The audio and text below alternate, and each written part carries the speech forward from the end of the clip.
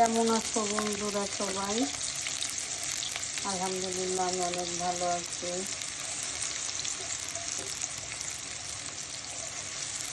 আজকে দুপুরের জন্য ইলিশ মাছ দিয়ে পটল আলু দিয়ে রান্না করার জন্য চলে আসলাম।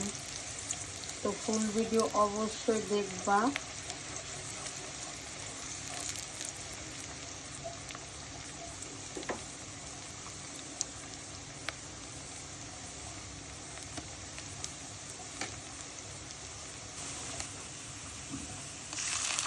এক চামচ পরিমাণে রসুন বাটা দিয়ে দিব।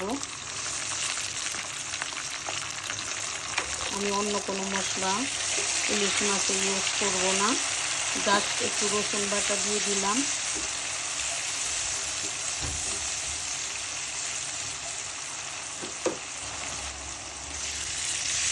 পানি দিয়ে দিব, হলুদ গুঁড়ো দিয়ে দিব,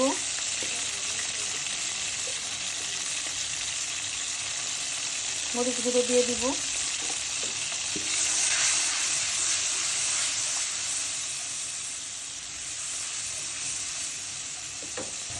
মশলা কষিয়ে নিলাম।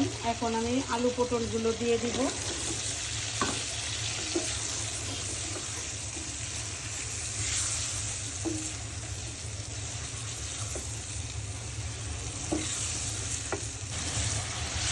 আলু পটল আমি ভালো করে কষিয়ে নিলাম। এখন আমি মাছের পিসগুলো দিয়ে দিব।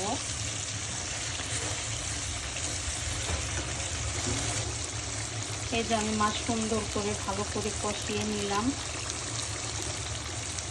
এখন আমি রান্না করার জন্য ঝোল দিয়ে দিব।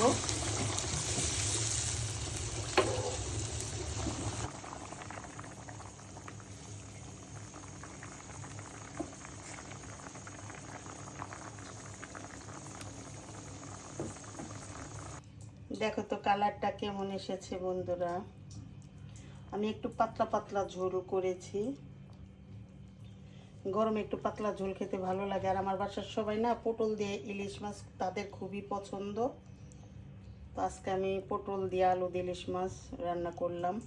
তো আমার এই রেসিপিটা তোমাদের কাছে কেমন লাগলো বন্ধুরা, আমাকে অবশ্যই লাইক কমেন্ট শেয়ার করবে।